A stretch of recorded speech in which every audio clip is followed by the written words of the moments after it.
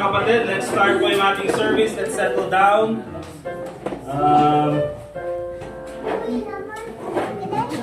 RJ, dito ka mamaya at mga bata. Hindi, si Matisha. Ay, Andrea, sorry. Basta dyan muna kayo. Si Kuya RJ yung magsasaway sa inyo mamaya. Okay, sige, let's all stand up please mga kapatid. Tayo tayong lahat. At tayo muli ay mananalangin. Thank you to our visitors this morning for joining us. Let us pray. After that, ang maunang mag-lead ng singing is si Brother Dustin and then si Brother Jaser. Let us pray. Dear God, Heavenly Father, once again, we thank you for this time na kami po muli ay nag-gather dito sa aming meeting place. Thank you for the presence of each one. I pray, Lord, that in this service, the Holy Spirit once again will guide each and every one of us. Especially, Lord, when it comes to the preaching of your word. Lord, please help us. Iset po namin ang aming puso't isipan sa pagsamba sa inyo ngayong umagang ito.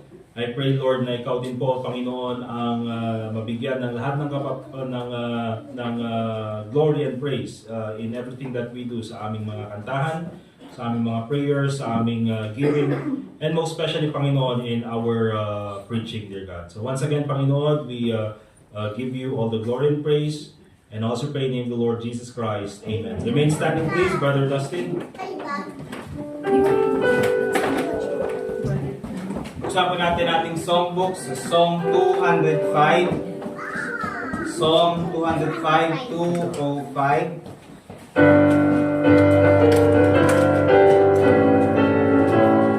Diyan na po lahat? Amen. Psalm 205. He keeps me singing on the first. There's within my heart a melody. Jesus is the sweet and gold. Fear not, I am waiting, peace be still. In all life from heaven flow. Jesus, Jesus, Jesus, sweetest name I know. Fills my every longing, keeps me singing as I go.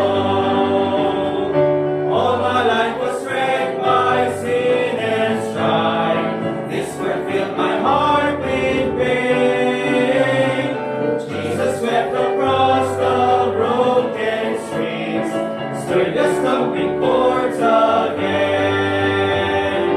Jesus, Jesus, Jesus, sweetest name I know, fills my every longing, keeps me singing as I go. Feasting on the riches of His grace, resting in His sheltering wing, always looking on His smiling face. That is why I shout and sing. Jesus, Jesus, Jesus, sweetest name I know, fills my every longing, keeps me singing as I go. On the last, soon He's coming back to welcome me, far beyond the starry sky. I shall wing my flight to worlds unknown. I shall reign with Him on high. Jesus, Jesus, Jesus, sweetest name I know, fills my every longing, keeps me singing as I go. Amen. Thank you. Be seated please. Dadako naman tayo sa ating second na song leader. So napakinggan nyo kanina si Brother Dustin. Pakinggan naman natin ang ating singing driver. Okay? Si Brother Jaser. Okay? Kasi nga sabi daw basta driver, sweet lover daw. Tama, Sister May? Approve daw. So pakinggan naman natin yung si Brother Jaser in song leading.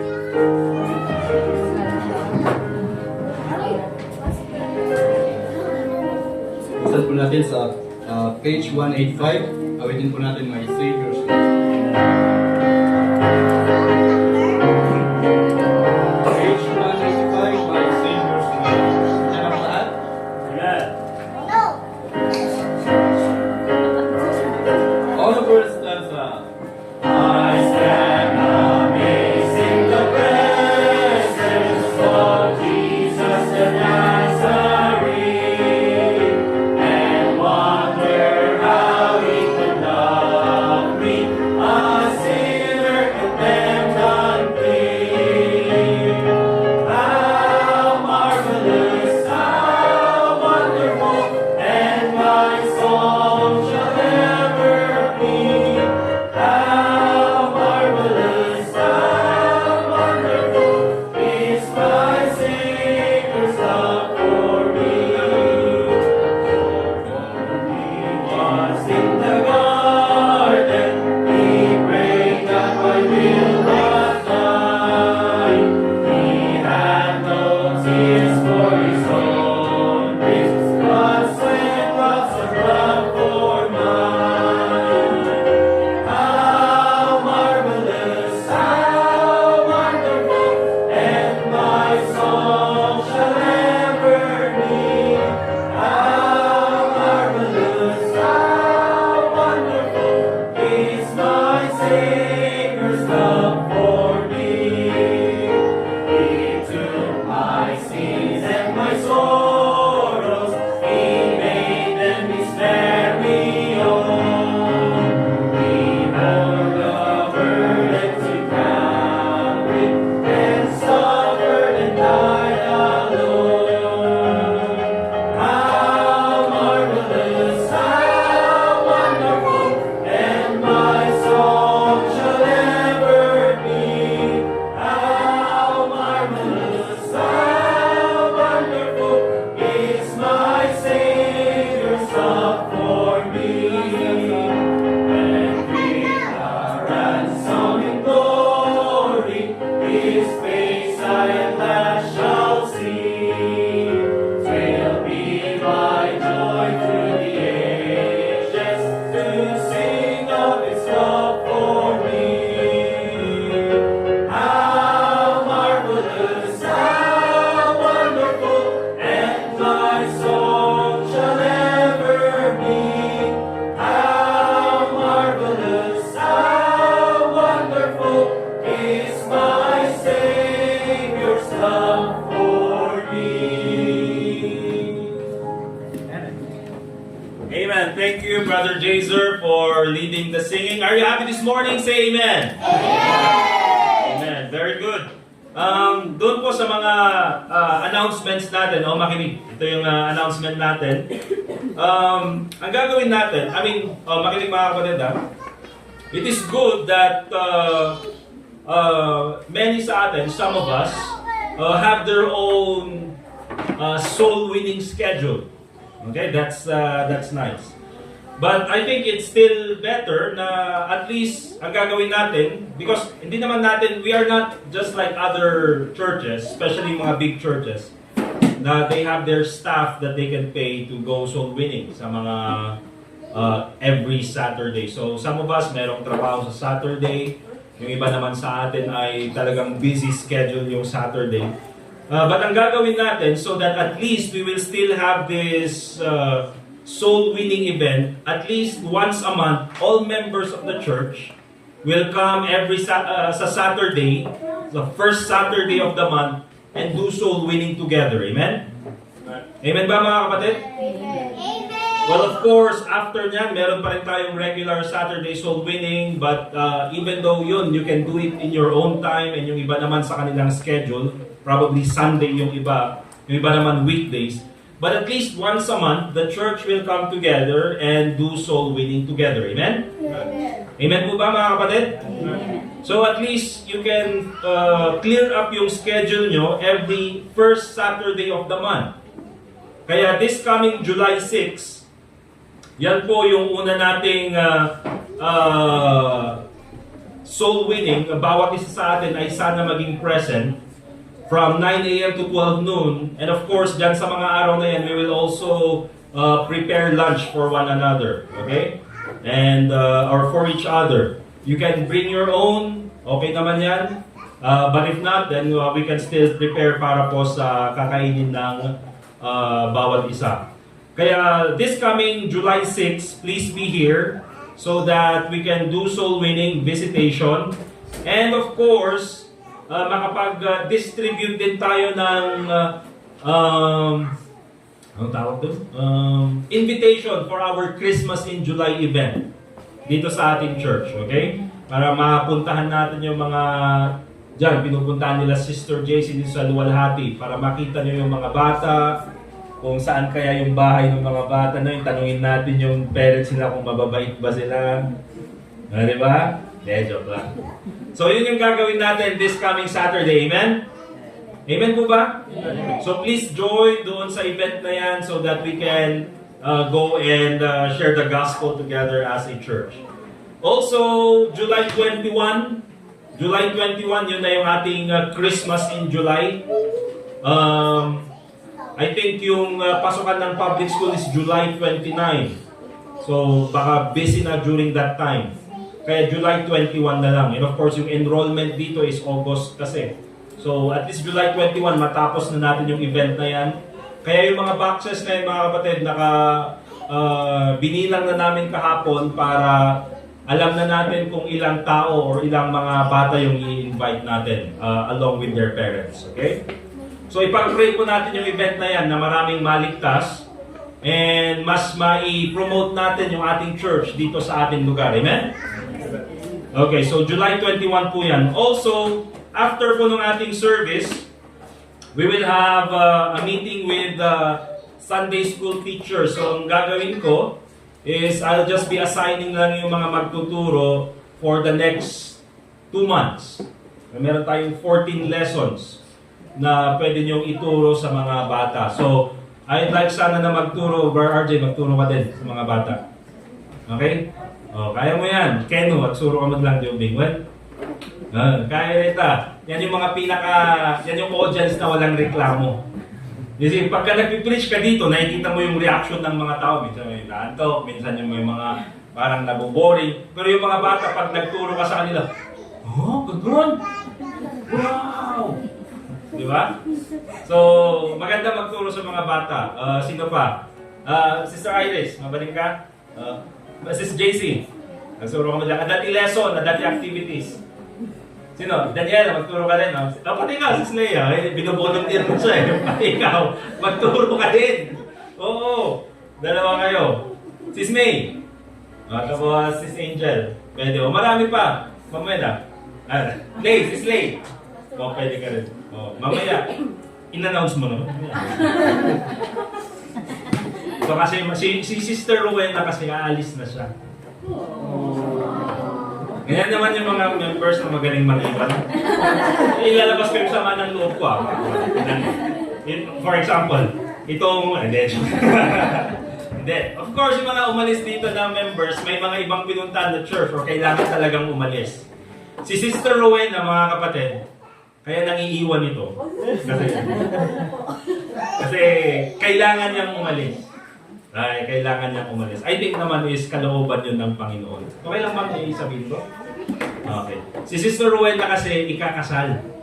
Diba? Palapakan naman natin. Ikakasal siya sa isang preacher. At may church na ba siya, ma'am? Meron na siyang church?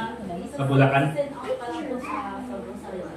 Batangas. Okay, so isa-send out doon sa Batangas. Kaya yung mapapangasawa ni Ma'am Rowena mag-visit sa amin. Kailan po? Dito sa atin? July 16. Okay, mag-visit dito. Kaya mga alam niyo ang gagawin natin. Ikaw pala yung mga agaw na nagpalit kami dahil sa'yo ha. There, okay. So, i-welcome natin para naman maging masaya. So, ito na ba yung last, ma'am, or next Sunday pa? Okay, so next Sunday po yung huling paalam ni Ma'am Rowena sa atin. But we will give her a nice send-off, okay? July 7. Yun lang naman po yung mga announcements natin. Also pala, ganito. Yung sila, sila Ma'am Aida, after nagtuturo sila is nagbibigay ng food sa mga bata. Okay? Kaya, kung magbibigay lang naman ng food dito is yung mga murang food lang. Hindi naman kailangan na Di ba? Pero maganda sana yung food na ibibigay, yung healthy, ha? Oh, you eat celery o cucumber, yung fresh na cucumber. Kasi pag kayong matatamis yung ipapakain natin dito after nung kanilang Sunday school, awalan, ma-hyper mo dato kaya may kitang mo sila, kakas-kakas ka. Punada na ako sa'yo. Ganda naka-drugs to ito.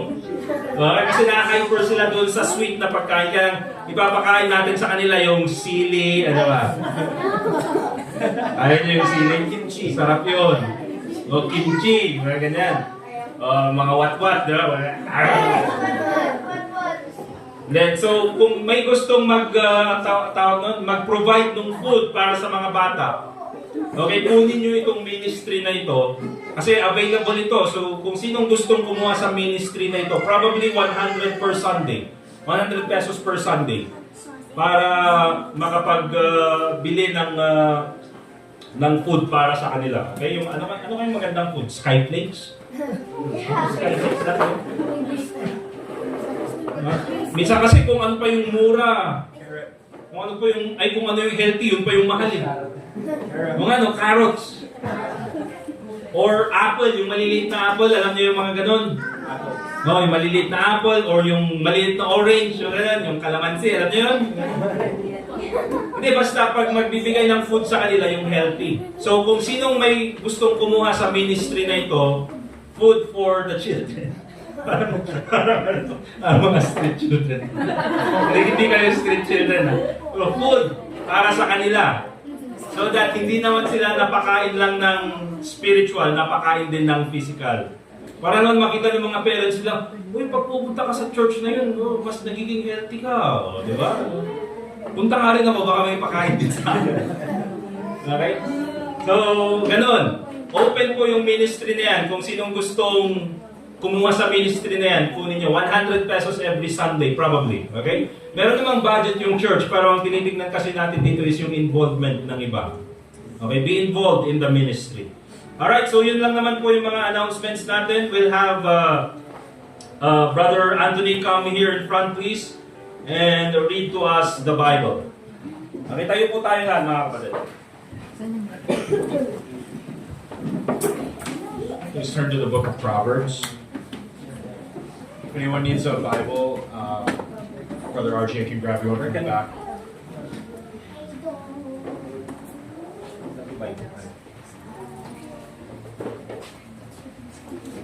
Please turn to Proverbs chapter 15.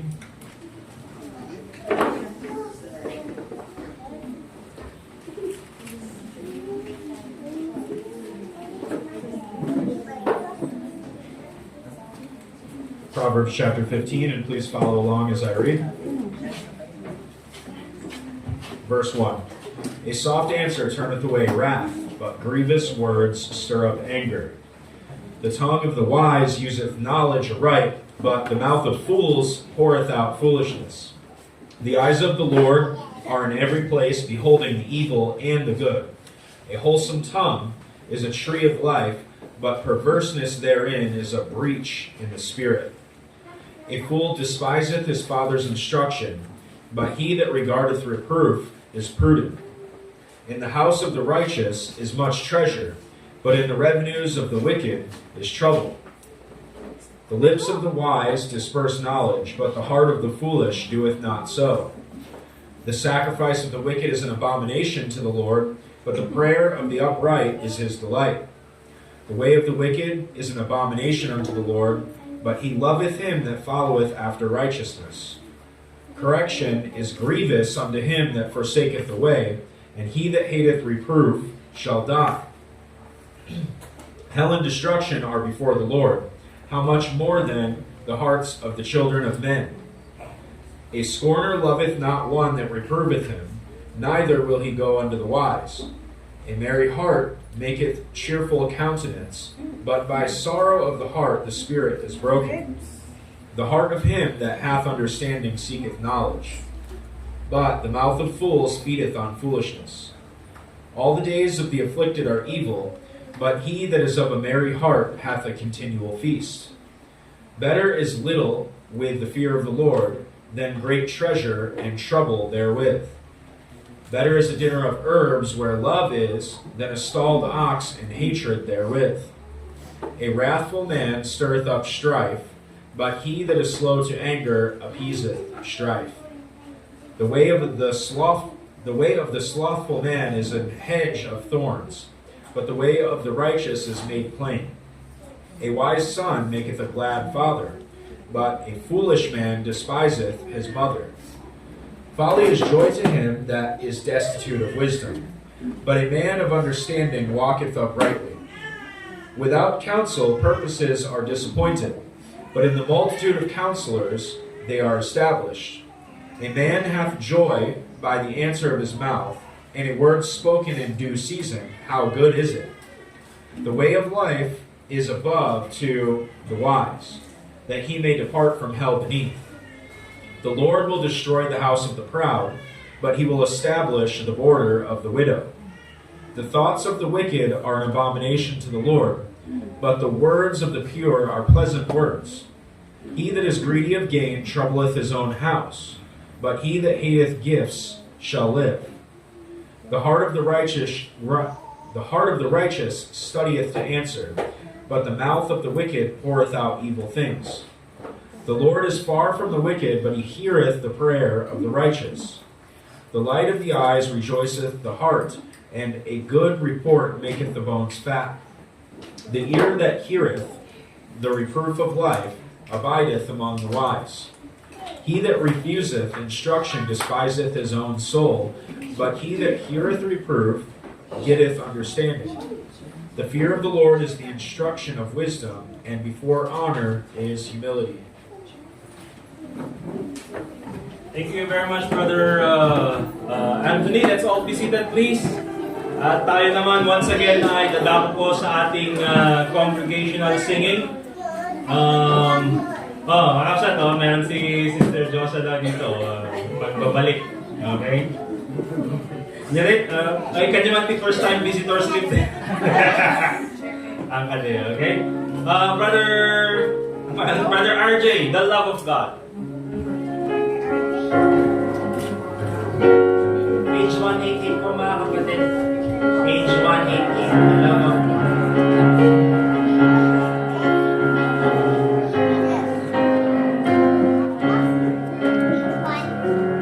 All together now on the first verse.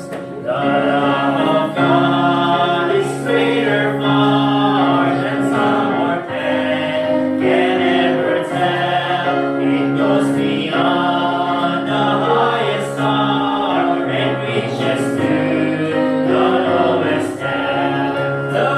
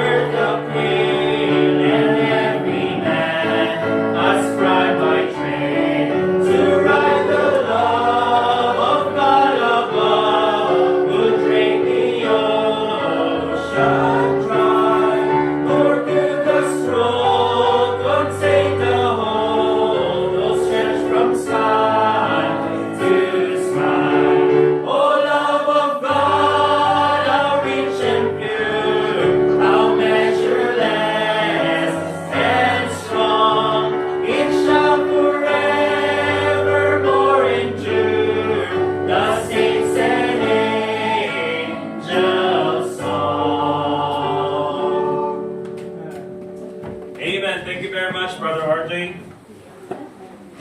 Ano yung tablet? Ay, kaya din naman.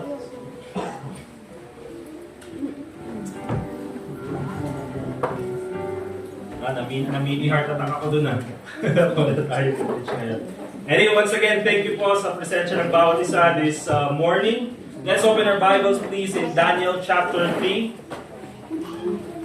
Behave mga bata, behave kayo ha. Daniel chapter 3, and we'll read from verse 8 hanggang verse 18. Daniel chapter 3, verse 8 until verse 18. Alright, so basahin ko po, verse 8 hanggang verse 18. Nasabi ng Bible, "Wherefore at the time certain Chaldeans came near and accused the Jews. They spake and said to the king Nebuchadnezzar, O king, live forever. Thou, O king, hast made a decree that every man that shall hear the sound of the cornet, flute, harp, sackbut, psaltery, and dulcimer, and all kinds of music shall fall down and worship the golden image. And whoso falleth not down and worshipeth, that he should be cast into the midst of a burning fiery furnace. There are certain Jews whom thou hast set over the affairs of the province of Babylon, Shadrach, Meshach, and Abednego. These men, O king, have not regarded thee. They serve not thy gods, nor worship the golden image which thou hast set up. Then Nebuchadnezzar, in his rage and fury, commanded to bring Shadrach, Meshach, and Abednego. Then they brought these men before the king. Nebuchadnezzar spake and said unto them, Is it true, O Shadrach, Meshach, and Abednego? Do not ye serve my gods, nor worship the golden image which I have set up.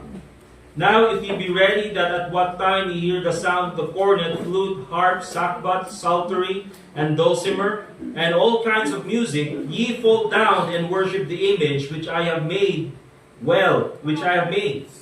Well, but if ye worship not, ye shall be cast the same hour into the midst of a burning fiery furnace. And who is that God that shall deliver you out of my hands? Shadrach, Meshach, and Abednego answered and said to the king, O Nebuchadnezzar, we are not careful to answer thee in this matter. If it be so, our God whom we serve is able to deliver us from the burning fiery furnace, and he will deliver us out of thine hand, O king. But if not, be it known unto thee, O king, that we will not serve thy gods, nor worship the golden image which thou hast set up." So ang title po ng ating message this morning, mga kapatid, kinuha po natin dito sa Daniel chapter 3, verse 8 to 18. The title of our message is, Do Not Bow Down to the Gay Agenda. Okay? Do not bow down to the gay agenda.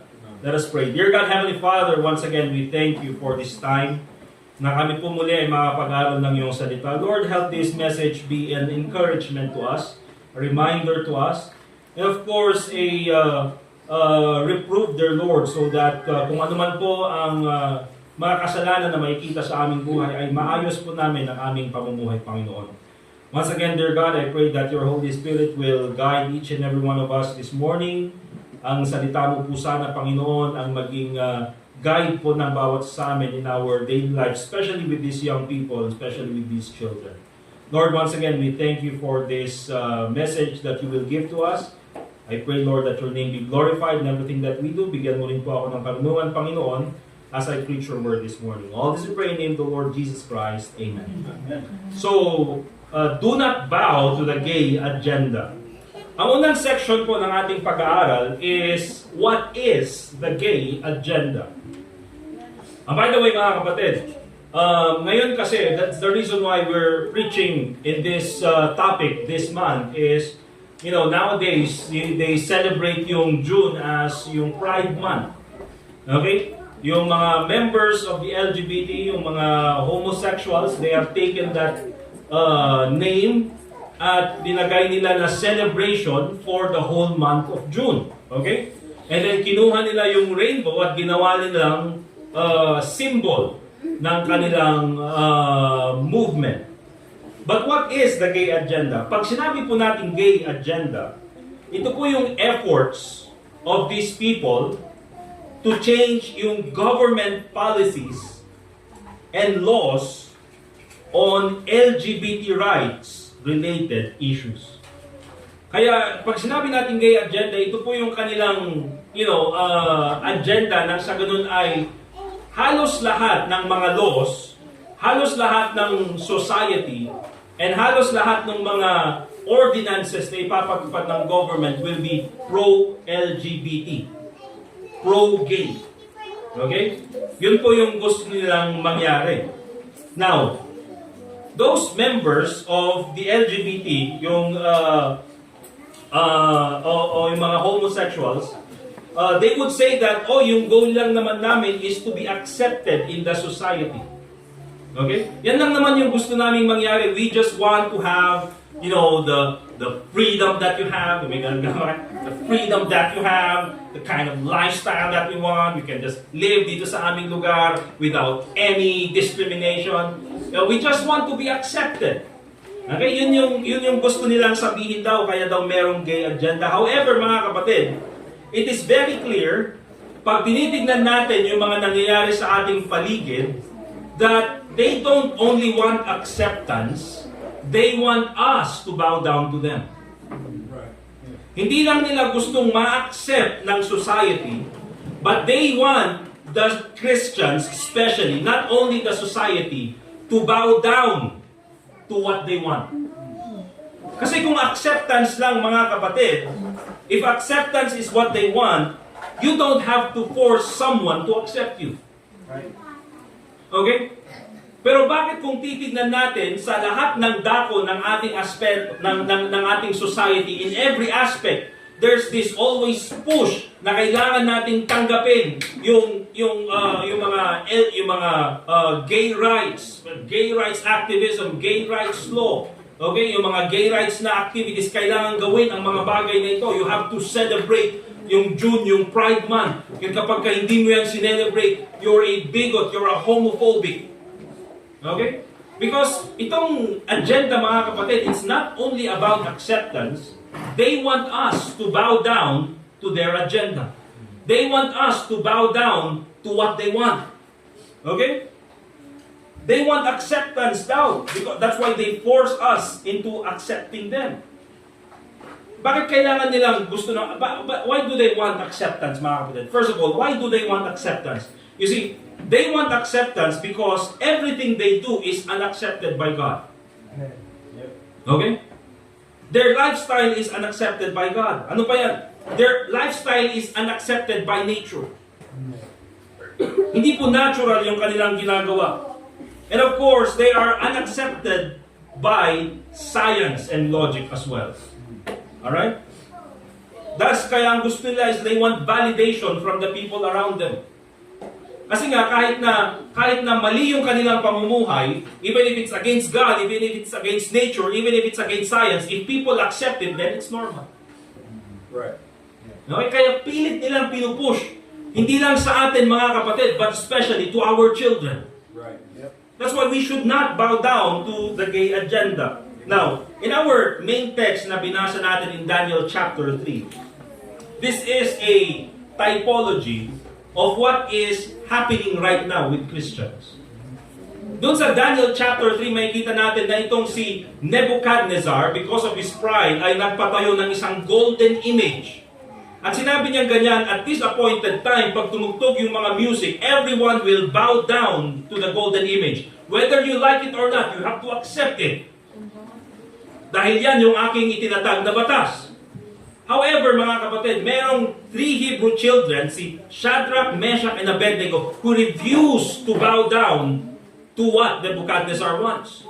At kaya sinabi ni Nebuchadnezzar, totoo ba, Shadrach, Meshach, Abednego, kasama kayo sa aking kabinete, kasama kayo sa aking staff? Pero bakit kapag tumugtog yung music, you refuse to bow down to the golden image? Now, I will give you another chance. Okay? At this appointed time, tutugtog muli yung music.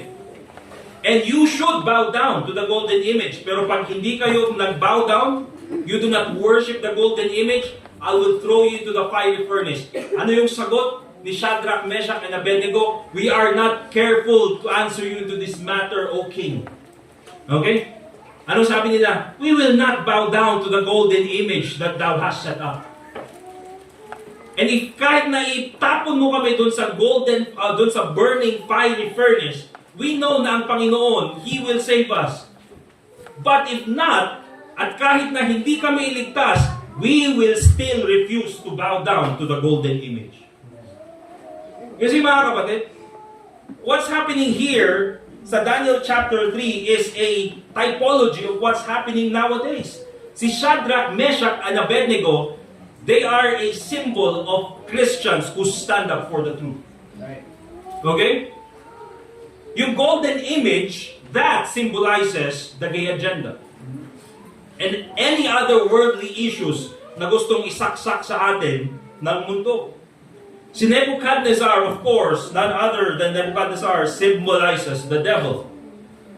Dahil siya naman ang nagtatag ng law. In this world, mga kapatid, it is the devil who is the prince of the power of the air. He is the God of this world. And of course, the people who worship the golden image, they are the ones who symbolize the world.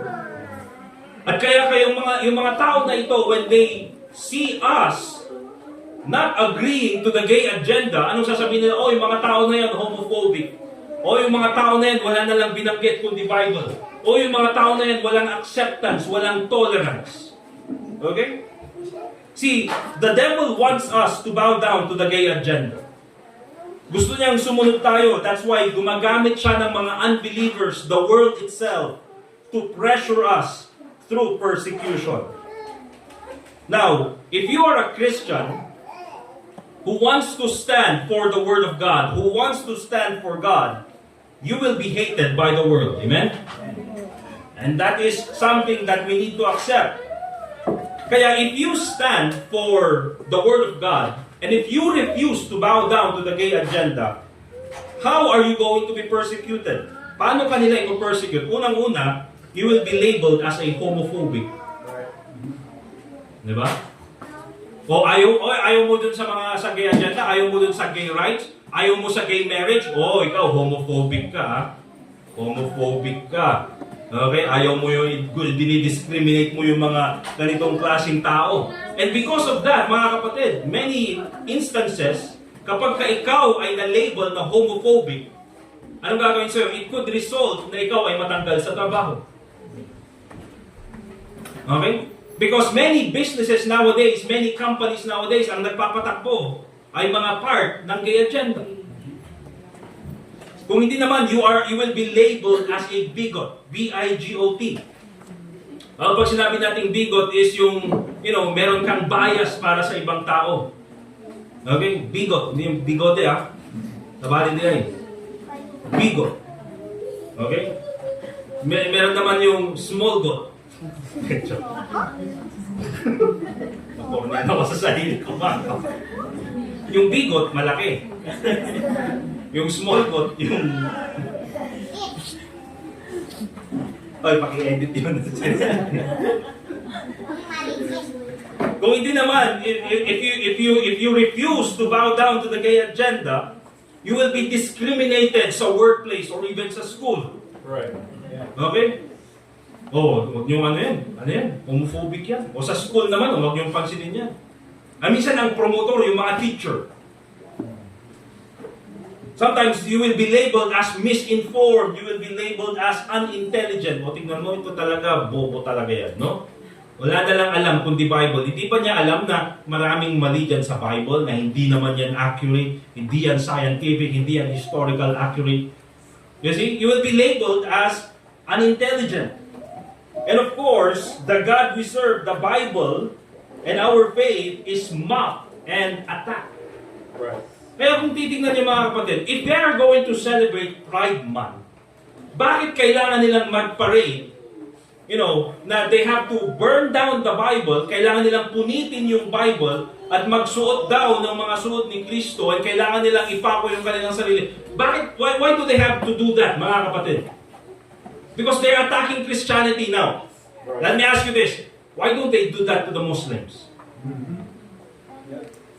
O bakit hindi nila gawin sa mga Muslims? Kasi pag ginawa nila yan, mga kapatid, airplane din sila. Di ba?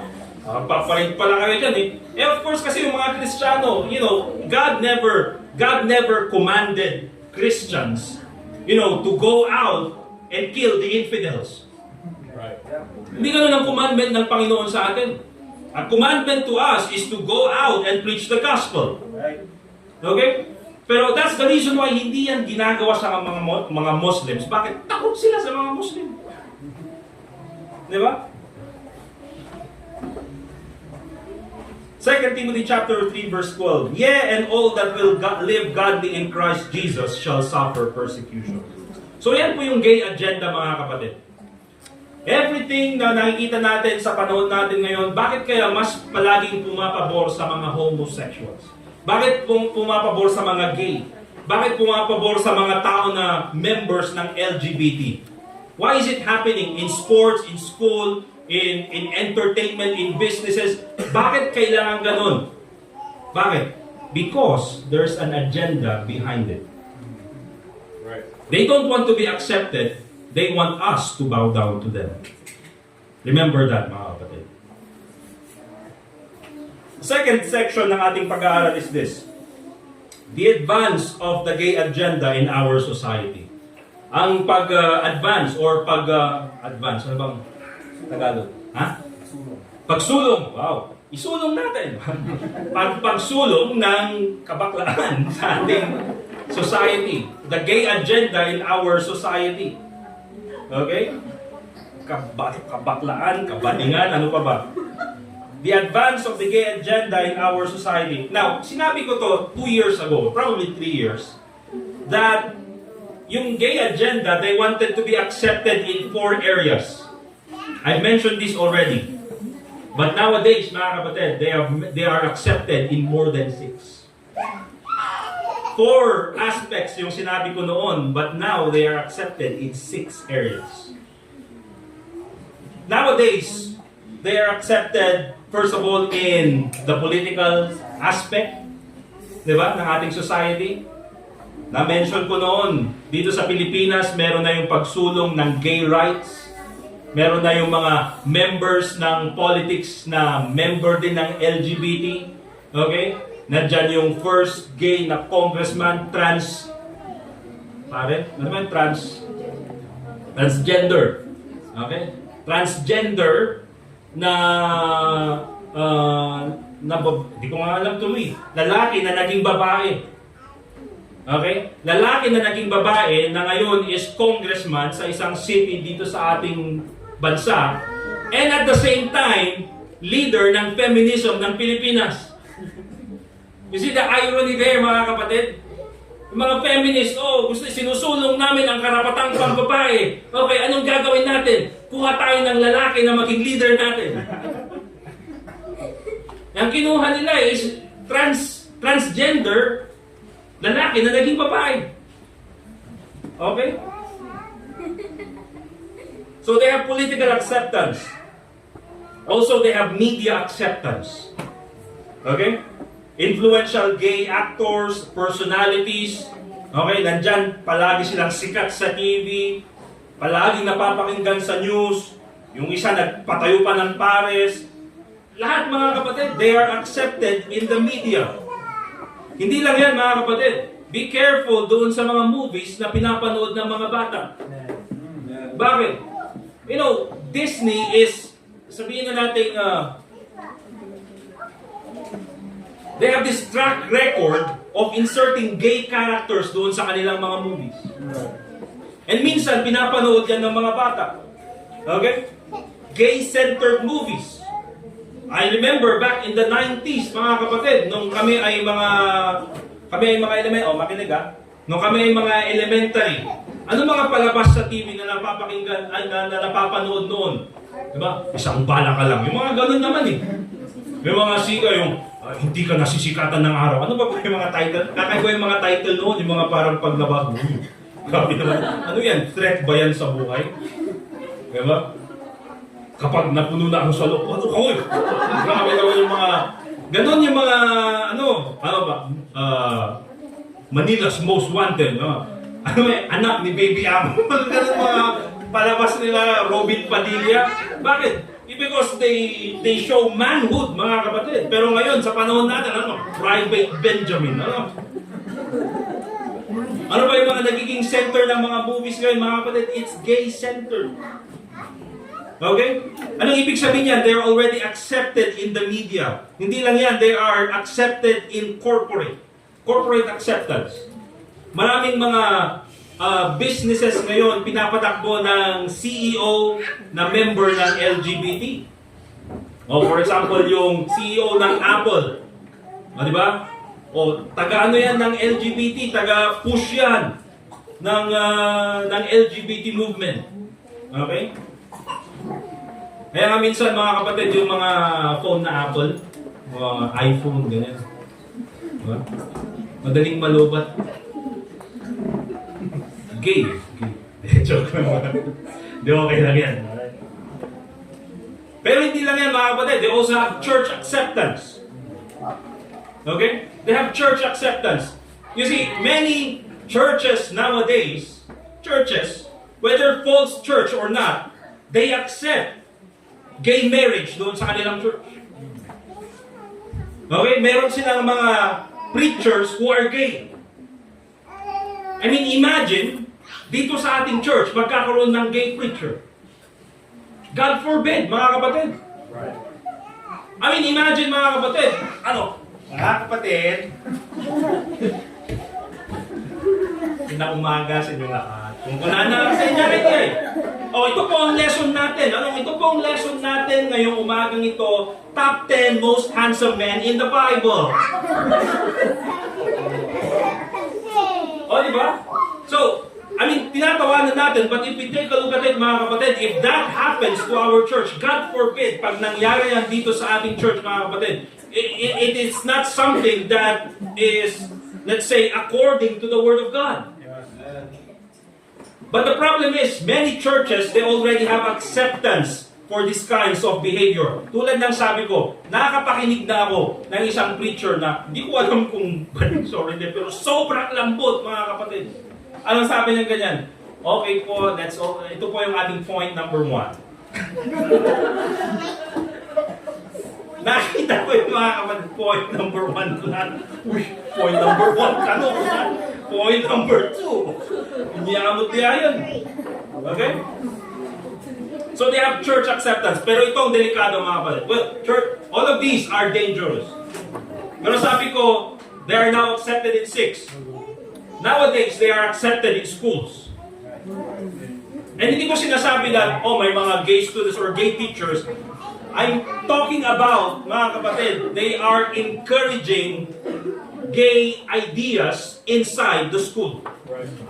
You see, mga kapatid, bakit nowadays, even sa ating, sa education system, may mga teachers, especially yung mga millennial na teachers, they encourage gender identity issues. Nakita nila yung isang bata na nahihirapan sa pag-aaral. Nakita nila yung isang bata na nahihirapan sa kanyang classes. Okay? Ano sasabihin nila? Meron ka bang problema sa buhay mo? Nahihirapan ka sa ano? Do you feel like a woman trapped inside another man's body? They encourage this idea. Hindi naman yun yung problema ng bata. Ang problema ng bata, napuyat lang sa kakalaro ng mobile games. Okay? And yun lang yung kailangan i-address. Pero bakit? Why do they encourage gender issues? Gender identity issues? Anong sasabihin na? Please introduce yourself. Okay? Ako po si RJ de Guzman. Okay? RJ de Guzman. Ano yung mga pronouns na gusto mong gamitin ko para sa'yo? Gusto mo ba yung he or she? Or gusto mo ba yung they, them? They encourage all those things, mga kapatid. That happens inside the school. No wonder, paglabas ng bata, wrong grammar. Pa yung grammar na tinuro eh. Okay? Also, there is sports acceptance. When it comes to the gay agenda, they are accepted in sports. You see, meron nga yung isang swimmer dun sa Amerika. And by the way, mga kapatid, many of these happen in America. Okay? Many of these happen in America. But meron yung isang American swimmer na hindi siya successful when it comes to the sports of swimming nung siya ay sumasali sa mga men's swimming competition. I think yung kanyang ranking is 452. So, nagkaroon siya ng brilliant idea. Oh, gusto ko maging number 1. Anong ginawa niya ganyan? Oh, magpakababae na lang kaya ako. Okay, so siya ay naging transgender, siya ay naging babae, sumali doon sa swimming at siya ay number 1. I mean, yan po yung nangyayari mga kapatid. In sports nowadays. Gay men going to women's sports and dominating women. And let me tell you mga kapatid, that is unfair. Unfair yan ng isang lalaki who is physically advantageous kesa sa iba will go into a women's sports at siya yung tatanghaling kampiyon. I mean, kahit sino siguro mga kapatid, even siguro dito sa church. Okay? Kahit sabi ko, si Kim, si Daniela, si Trinity. Ano pa? O si Jeline, si Josa. O 4 kayo, boxing, tara. 4 kayo, mag-isaw. Di ba? But that's the point, mga kapatid. But here's the issue. Now, if they are accepted in sports sa women, pag mga lalaki pumupunta sa women's sports at they are accepted, why is it na walang babae na pumupunta sa men's sports and is accepted? Because they know, mga kapatid, na hindi mangyayari yan. Because they know it's illogical. Because they know it's illegal. Imagine na itong si Mike Tyson, di ba, na isa sa mga number 1 knockout artist sa history, si Mike Tyson, siya ay magiging transgender at pupunta sa women's boxing at kakalabanin niya lahat ng babae. Mga kapatid, that is unfair. For example, si LeBron James. Di ba? Si LeBron James. Siya ay magiging transgender, pupunta sa WNBA at mag-score siya ng 1,000 points every night. Gagawin niya yan. Bakit? Because it's unfair advantage. Now, Ephesians chapter 6 verse 12. Kaya kung titignan po natin, mga kapatid, the advance of this gay agenda in our society, bakit ganito yung nangyayari? Because the Bible says in Ephesians chapter 6 verse 12, "For we wrestle not against flesh and blood." You see? If we are going against the gay agenda, hindi mo pwedeng, tara, bugbugin natin lahat ng bading. Hindi pwedeng ganun, mga kapatid. Unang-una, makikita ka sa presinto. Yun ang conclusion ng buhay mo sa presinto. Okay? You wrestle not against flesh and blood. Bakit? Because this is an idea. And ideas you cannot kill physically. Pero sabi ng Bible, but against principalities. See, pag sinabi nating principality, this is talking about the territory of a prince. Principality, parang municipality. Right. Principality, the territory of a prince. And when we say prince, especially in this context, the Bible calls Satan the prince of the power of the air. Anong ibig sabihin niyan, mga kapatid? He's the God of this world. Kaya nga, no wonder this is happening sa ating society. Yung gay agenda is accepted sa church, even sa sports, sa school, even sa business, sa corporate, in political, in media. They are accepted in those aspects because they are intentionally caused by the devil. Right. Okay? They are intentionally caused by the devil. But understand this, mga kapatid. The third part of our lesson, or the third section of our lesson. We will choose to stand and not bow down to the gay agenda. Amen? Amen. We as Christians, at least dito sa ating church, we as believers individually, ang pipiliin natin, we will not bow down to this golden image na itinayo ni Satanas. We will not bow down to this gay agenda na isinusulong sa ating panahon. We will choose to stand for the Word of God. Amen? And I believe that should be the conviction ng bawat isa sa atin. Now later on, makikita natin yung damage na ginagawa nito sa ating kapanahunan. Kaya nga sa amin sa Daniel chapter 3 verse 18, itong si Shadrach, Meshach, and Abednego, hindi kami magbabow down dyan sa golden image. Alam namin that if we stand for God, He will save us. But if not, kung hindi man, be it known unto thee, O King, that we will not serve thy gods, nor worship the golden image which thou hast set up. You cannot pressure us into submission. You cannot pressure us into accepting this gay agenda. Bakit? Because it's against the Word of God. Okay? That's why it's very important na tayo bilang mga mananampalataya, we have to stand up for what is right for the sake of the truth. Amen? Now that's very important. Yung statement is very important. For the sake of the truth. Bakit? Because if no one stands for the truth, there will be no more morality. Right. There is no more right and wrong kung wala pong tatayo para sa kung ano yung tama. Okay? Now, what are the truth that we stand for? Ano yung mga katotohanan that we stand for? Number one, there are only two genders. Okay? Remember, kahit sa mga students, kahit na anong pag-explain nila, kahit na anong klaseng logic gamitin nila, whether you look at it in nature, in the Word of God, and even in science, in all those aspects, mga kapatid, there are only two genders. Another truth, God, through biology, determines your gender. You do not determine your gender.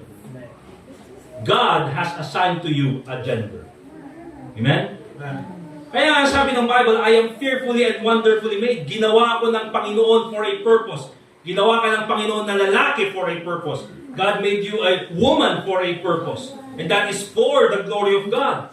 And to change that image into something na hindi according sa salita ng Diyos is a disrespect to the one who created you. Okay? God, through biology, has chosen your gender. Now, meron po yung mga pinapanganak na sabihin natin meron silang two different organs. Kaya hindi lang po yun yung batayan ng gender. Because even though may mga ganong tao, if you check their chromosomes, it still reveals whether they are man or woman. Okay?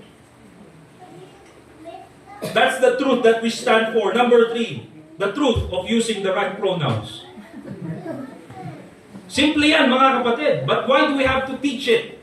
Because yung pagsira sa kaisipan ng mga bata, mga kapatid, if they can change your language, it says that they've already changed your mind.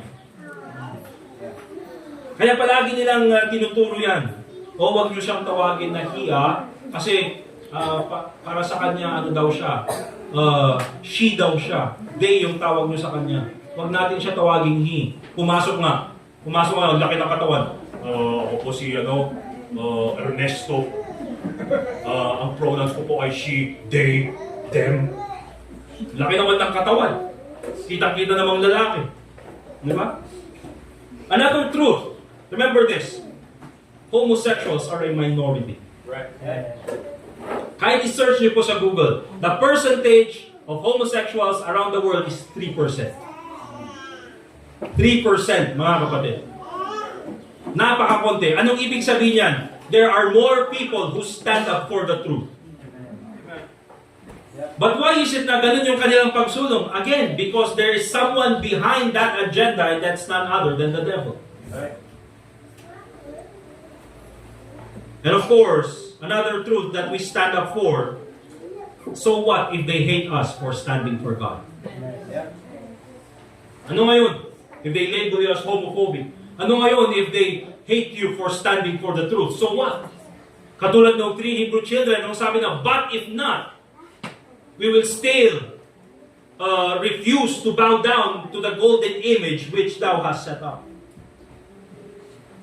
And this is po yung last section ng ating pag-aaral. Because again, it's important that we know what the gay agenda is. Importante na alam natin that this is already accepted in many parts of our society.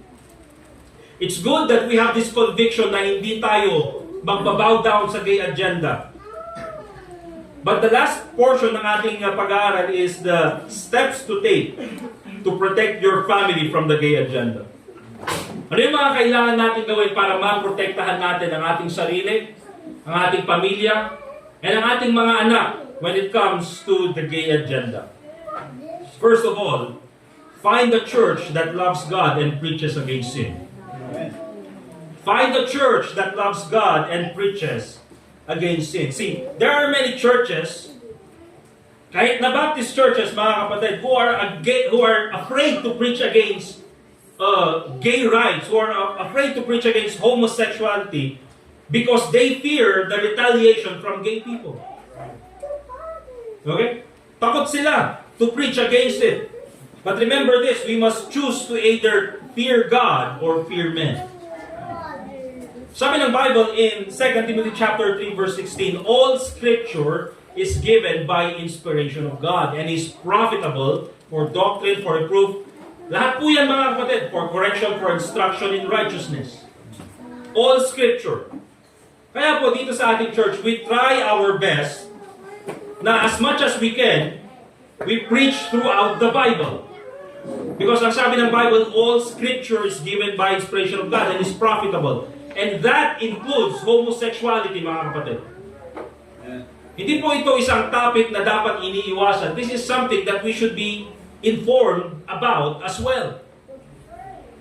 Now, that's not the only reason why we preach against homosexuality. We also preach against homosexuality because of these practical things. Number one, kapag ka po tayo hindi nag-preach against homosexuality, the Bible will be disregarded as authoritative. Matatanggal po yung authority ng Bible sa mga tao. Okay? Secondly, the family will be stripped of its biblical core. Sa Bible, when it comes to the family, man, woman, child. But nowadays, anong nangyayari mga kapatid? Man, another man, child. Anong ibig sabihin yan mga kapatid? Homosexual parents raising children. And more than likely, magiging result niyan is homosexual parents raising homosexual kids. Okay? And of course, mga kapatid, if we do not preach against it, this will produce a generation that will forget God. You see, si Satanas, he is busy in going into schools at naglalagay sa idea ng mga teachers na ito yung dapat mong ituro. You have to teach the gay agenda, gay acceptance, homosexuality. Ito yung ituro mo sa mga bata. And yung mga bata, andun sila for such a long time. And that's why we have to preach against it para pagdating nila dito sa church, they will know the truth about what's happening. So very important mga kapatid, if you're going to protect yourself and your family against the gay agenda, find a church that loves God and preaches against sin. Number 2, teach your children the Word of God. Okay? Teach your children the Word of God. Deuteronomy chapter 6, verse 4.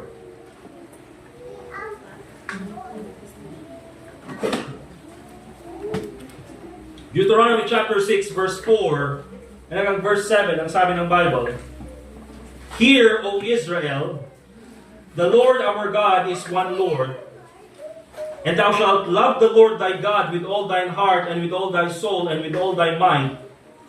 And these words which I command thee this day shall be in thine heart, and thou shalt teach them diligently unto thy children, and shalt talk of them when thou sittest in thine house, and thou walkest up by the way, and when thou liest down, and when thou risest up.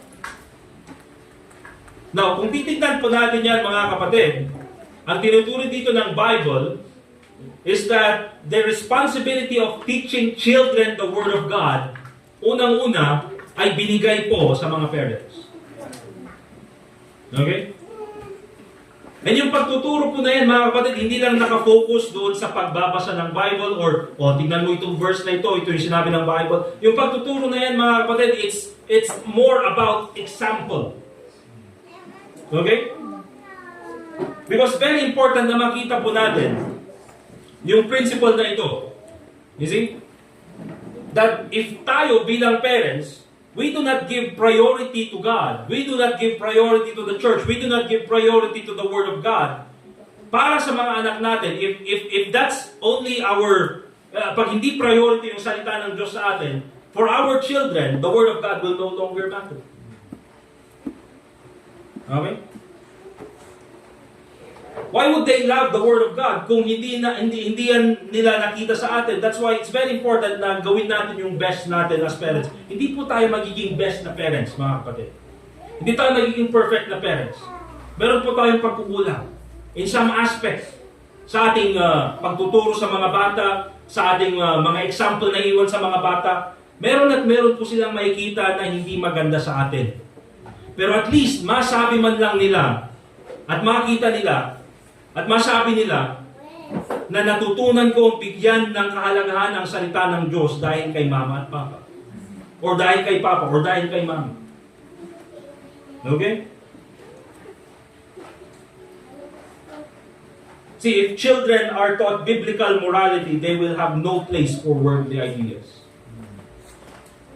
Kung naturuan sila ng tama, kung naituro sa kanilang katotohanan, then they will know na kung ano man yung isinusulong sa kanilang kaisipan that is against the Word of God, then they will know that it's a lie from the devil. The Bible says in Proverbs 22 verse 6, train up a child in the way he should go, and when he is old, he will not depart from it. Okay? You know, kahit na po nung college kami or kahit nung high school kami, nakikita na namin yung pagsimula nung movement na yan. Ako po sa UB ako nag-high school at sa UB ako nag-college. UB sentro yan, mga kapatid. Okay? Yan yung bagsakan ng mga bagsak. Hindi, joke lang. Hindi, mga UB. Noong panahon namin. Okay? Pero, yan po is center ng mga ideas dito sa Baguio City, UB, SLU. But why is it na even then we do not accept these kinds of ideas na nanggagaling even sa mga teachers or even sa mga kaparehas naming mga classmates? Bakit? Because from a young age, we were taught that God created everything. And God created man and He created two genders. Kaya na kahit na malayo kami sa church sa panahon na yun, we still do not accept those ideas because the truth were already planted to us at a very young age. Okay? Yan po yung ibig sabihin na train up a child in the way he should go. Also, if you're going to protect your family from the gay agenda, remember this. Avoid media that promotes homosexuality. Avoid media that promotes homosexuality. Psalm 101 verse 3. Psalm 101 and in verse 3. The Bible says in Psalm 101, I will set no wicked thing before mine eyes. Di ako titingin sa mga bagay. Wicked things before mine eyes. See, the reason why si Satanas, he always promotes homosexuality in ads, sa mga billboard, sa mga advertisements. Yan nga, ayaw ko yung close-up eh. Close-up din lang. Para pag nagtututbrush ka tuloy, parang naisip mo, diba? Why is it that the devil promotes homosexuality sa mga advertisements, sa mga videos, sa mga movies, sa mga music videos? Bakit palagi niyang ginagawa yan? Because if you always see it, it becomes normal in society. Pag palagi mong nakikita, it becomes normal. And if it's normal, it means it's accepted. Okay? Kaya nga, di ba noong 90s ganyan, may makikita kang bating doon sa inyong barangay or doon sa school. Bating! Bakit? Very rare. Uy, bating mo. Very rare. Pero ngayon, parang hindi na, kasi it's accepted anywhere. Okay? Punta ka sa SM, punta. Punta ka SM mamaya, magbilang kayo. Uy, what? Lista ka lang na ka. Here's the principle, mga kapatid. A certain sin will become normal if you are constantly exposed to it. A certain sin will become normal if you are always exposed to it. You see? For example, you are always with a person na palaging umiinom, palaging lasing, palagi mong kasama yan, later on that becomes normal to you. Later on, you accept it. And so, palagi itong pinupush sa atin because, or the devil wants us to be exposed sa kasalanan nito because he wants us to accept it. Lamentation chapter 3 verse 51. Lamentation chapter 3 verse 51, ang sabi ng Bible, mine eye affecteth mine heart. See, kung ano yung nakikita natin, mga kapatid, if it's always na palagi always na nakikita natin, it becomes embedded sa ating isipan. And then later on, yung idea na yan is nagiging normal sa atin. See, the devil knows that, kaya ganyan yung kanyang ginagawa. So avoid media that promotes homosexuality. And the last, ito po yung last. If you're going to promote or if you're going to protect our family, protect ourselves, protect even our children and the next generation from homosexuality, it's very important that we reach the youth with the gospel of the Lord Jesus Christ. Okay? We reach the youth with the gospel of Christ. Let's go to Romans chapter 1. In Romans chapter 1, if you will read verse 21 to verse 32. Now, hindi po natin babasahin for the sake of time. But in Romans chapter 1, verse 21 hanggang verse 32, makikita niyo po yung, let's just say, the degeneracy of man or the wickedness of man. Okay? From verse 21 to verse 32.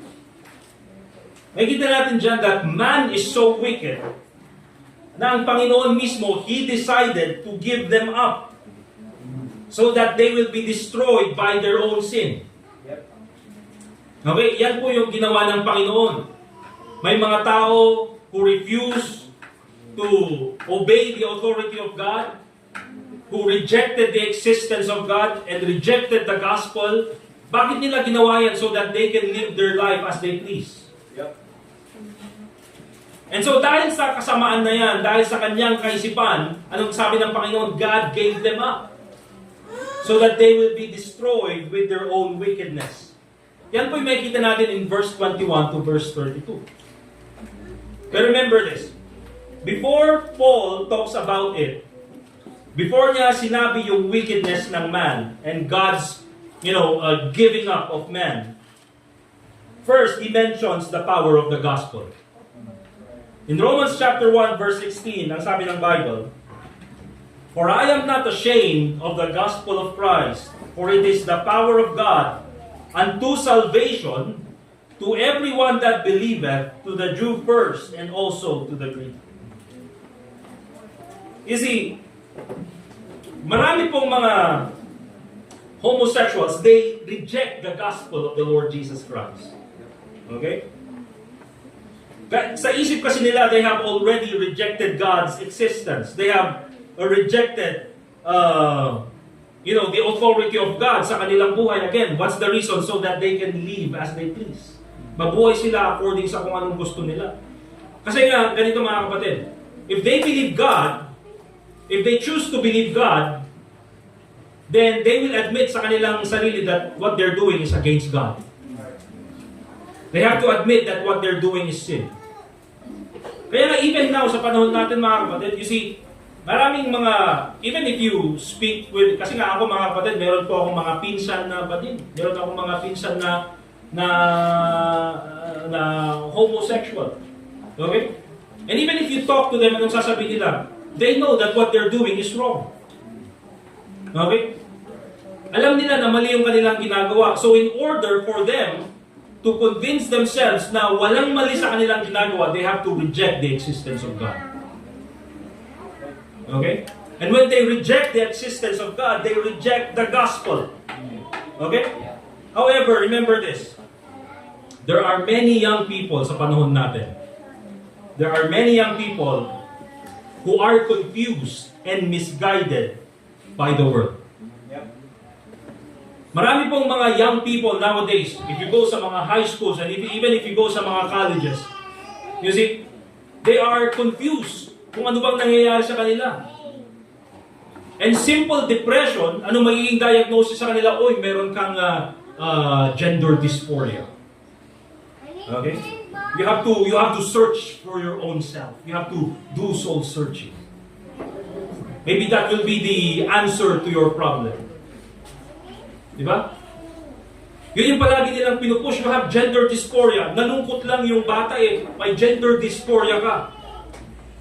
Hindi ba pwedeng gutom lang yung bata? Hindi ba pwedeng kailangan lang ng exercise? Hindi ba pwedeng, bakit gender dysphoria agad? And so because of that, nagkakaroon tuloy ng idea na, oo nga, no? I have to search for my own true self. You see?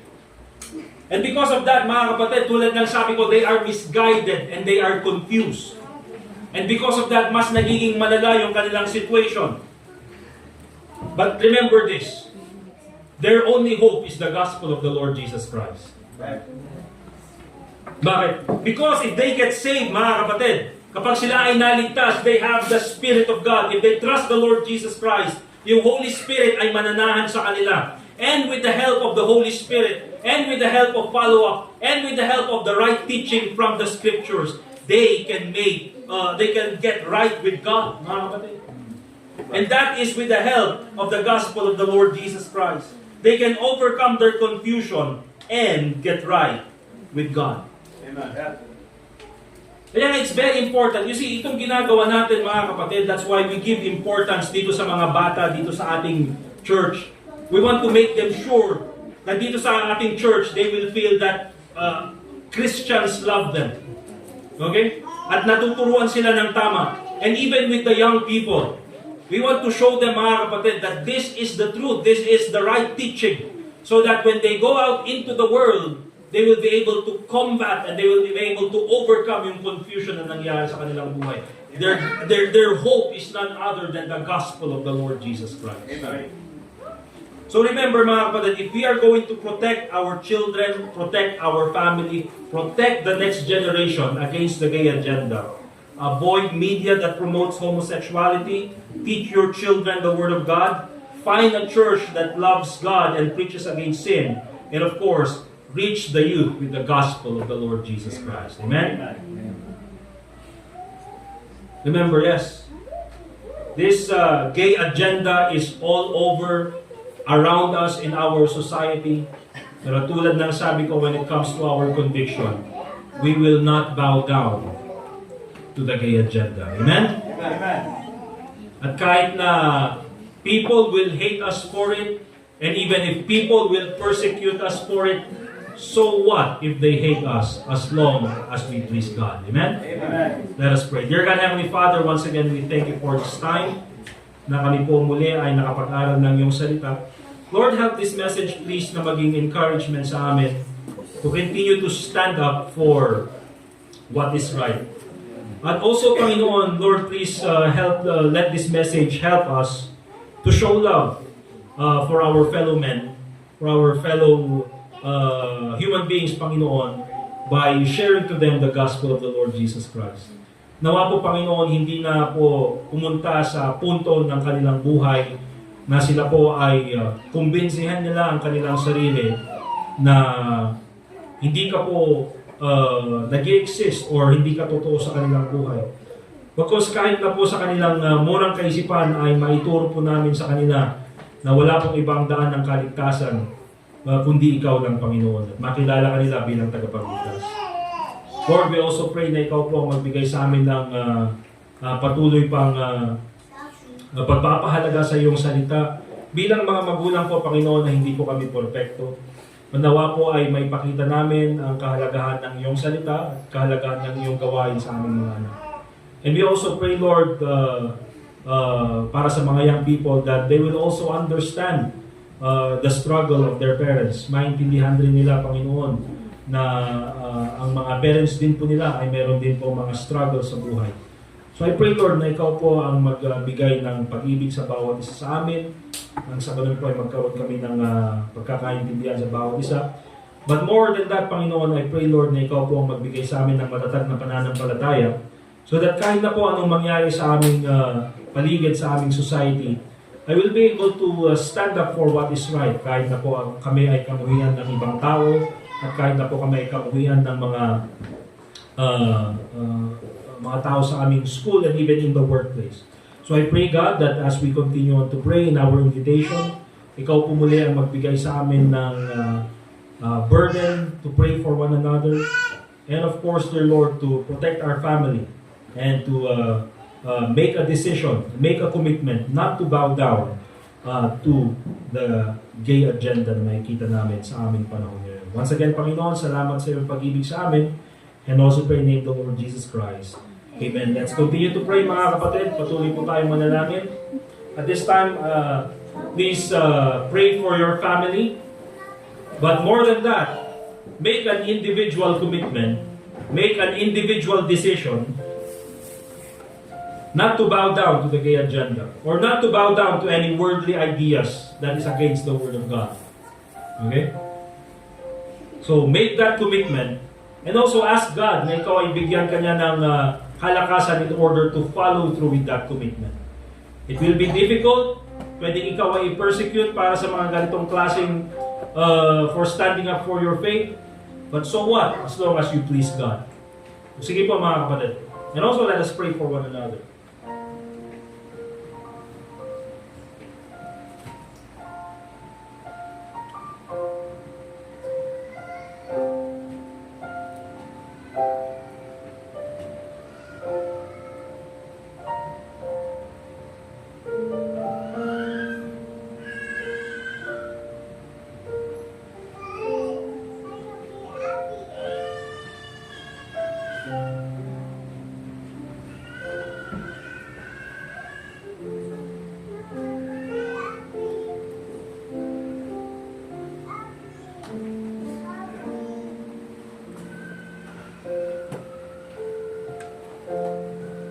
Dear God, Heavenly Father, once again, thank you for the time to pray. Lord, ikaw po sana once again ang mamuno sa aming kalagitnaan, Panginoon, in the remainder of our service. Still, Lord, lahat po ng papulit salamat ay binabalik namin sa iyo. Thank you for the word that is preached. And also pray in the name of the Lord Jesus Christ. And all God's people say, Amen. Amen. Alright, so lalapit po tayo sa ating offering ngayong umaga nito. We'll call si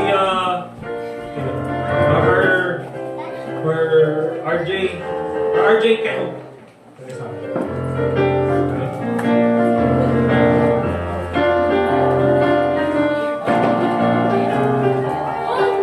Okay. So tayo po ay magbibigay sa ating offering this morning na ito. Also, mga kapatid, makinig, dalawang offering. Kasi after po ng ating regular offering, kukuha pa tayo para doon sa ating ibibigay na back to school, tawag doon? School supplies para sa mga bata na ito. Okay? Meron silang mga tablet, meron silang mga, ano pa? Hindi tablet. Tablet na biogesic. Okay. Para meron kayong mga gamit sa school. So, dalawang offering. Regular offering. And then after that, offering para sa mga bata. Okay? Okay, let us pray for our offering. Let's pray. Lord, once again, thank you for the offering we're about to give. Thank you, Lord, for your provision. Salamat po, Panginoon, at meron kaming kakayahan na magbigay para po makatulong sa ministry. Salamat po, Panginoon, sa iyong kabutihan sa amin and providing our needs. Lord, bless this offering that we're about to give. And also pray in the name of the Lord Jesus Christ. Amen. Sige po, let's give.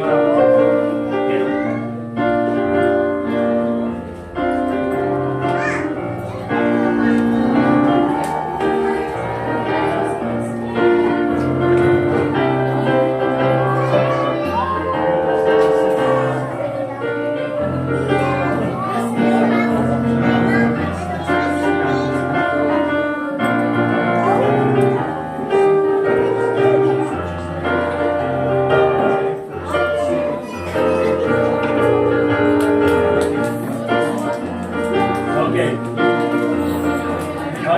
Ito yung second offering para sa school supplies.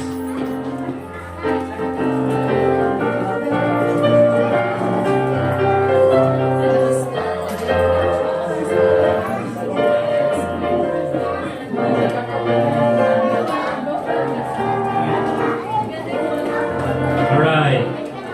Okay, so again, after po nung makinig. After nung ating service, magkakaroon tayo ng meeting, short meeting lang sa mga magtuturo. I-assign ko na lang kung sino yung mga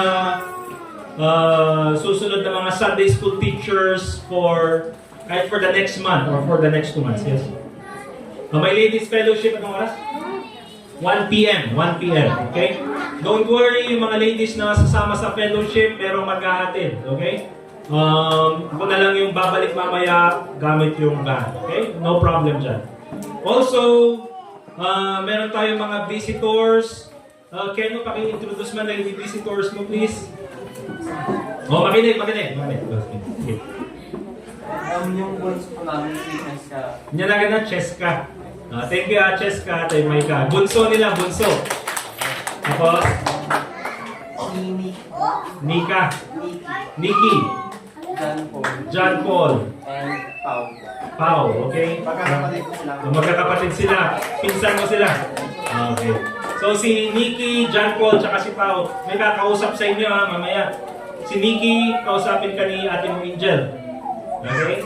Si John Paul, kasauda ka ni Kuya RJ. Okay? Tapos si Pau, kausapin ka na lang ni sino kaya? Pwede ka? Si Lay, kausapin ka ni ate Lay. Okay? Hanap na lang kayo ng mga hanap kayo ng mga classroom dito sa taas. Alright? Okay, let's all stand up please mga kapatid. Ay, sino pa yung kailangan mo? Ha? Rodessa. Baptist ka mo lang? Haan? Kasoda ka ni sino? Kabalik ka, Sis JC? Kasaumso na. Ay, haan, nagitulog ka yan ni Sis JC. Sige na lang, Sis Iris. Okay? Nagitulog ka ni Sis JC. Alright, let's thank you Ate Maika. Thank you Sis May. Thank you sa amin, Trinity. Thank you. Alright. Si Trinity Savior, pangalan pa lang, Trinity na eh. Alright, tawagin natin si Brother Larry for our closing prayer later on. But let's open our songbooks please doon sa song number 248, Now I Belong to Jesus. Song number 248, Now I Belong to Jesus.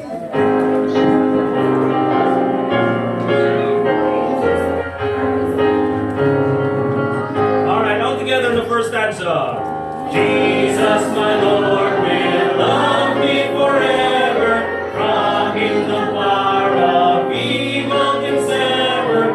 He gave his life to ransom my soul. Now I belong to him. Now I belong to Jesus. Jesus belongs to me. Not for the years of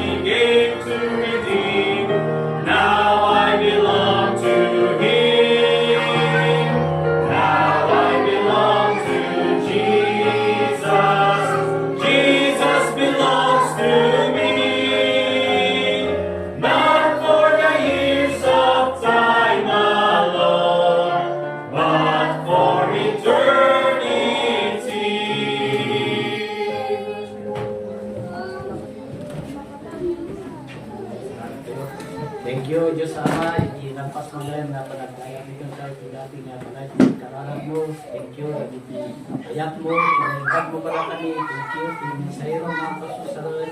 Thank you, kadagiti kakapsat na dali tunay. Thank you, matadati may nga bisita at sakay kanita na tulungan suda nga mga siktar ka. At bendisyon ang kanina tunay nga kami panagsina-sina. At kalatati kuyo kung nakarigiti amin na alam. At imati kami dawat yung kararakan ka, itinarata mo ni Jesus. Amen. Amen. Thank you mga kapatid. We're dismissed. Let's fellowship. And of course, yung mga dapat na gawin, kausapin yung mga visitors natin. And of course, yung meeting ng